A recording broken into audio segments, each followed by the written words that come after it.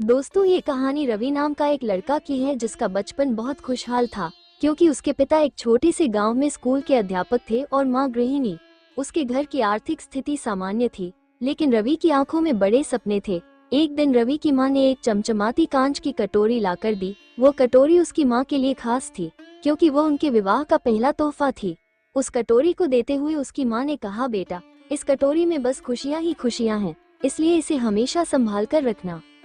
रवि ने कटोरी को बड़े प्यार से संभाल कर रखा। वो अक्सर उसमें अपने छोटे छोटे खजाने जैसे पत्थर, कंचे और कागज की नाव रखता, या यूं कहें तो वो कटोरी उसकी दुनिया थी।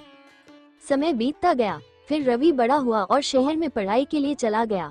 अपने गांव और माँ से दूर उसका जीवन व्यस्त हो गया, क्योंकि बड़े सपने उसे बड़े शहर की गलियों में खींच रहे थे। लेकिन इस भाग दौड़ में रवि ने अपनी जड़ों से दूरी बना ली। एक दिन माँ की तबीयत खराब होने की खबर आई। रवि गांव तो पहुंचा, लेकिन बहुत देर हो चुकी थी।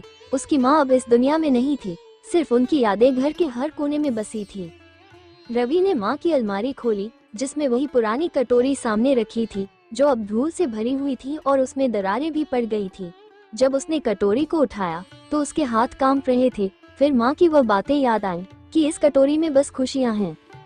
तब आंसू उसकी आंखों से झरझर बहने लगे। वो समझ गया कि माँ ने उसे खुशियां संभाल कर रखने की जो सीख दी थी, वो कटोरी से नहीं, उसके जीवन से जुड़ी थी, क्योंकि उसने सपनों के पीछे भागते हुए अपनी जड़ों और अपने परिवार को खो दिया था। वैसे ही जैसे उस कटोरी के टूटे कांच के टुकड़ों की तरह उसके जीवन के हिस्से भी बिखर गए थे। फिर उसके बाद रवि ने तय किया कि अब वो हर उस टुकड़े को जोड़ने की कोशिश करेगा। उस दिन रवि ने अपनी जड़ों से फिर जुड़ने की कसम खाई और वो गांव में रहने लगा, अपने पिता की सेवा करने और माँ के सपनों को पूरा करने के लिए। कटोरी भले ही टूटी थी, पर रवि ने खुशियों को अपनी जिंदगी में फिर से बसा लिया। इसलिए जिंदगी की हर कांच की कटोरी को संभाल कर रखना चाहिए, क्योंकि उसमें केवल खुशियां ही नहीं, रिश्तों की महक भी होती है।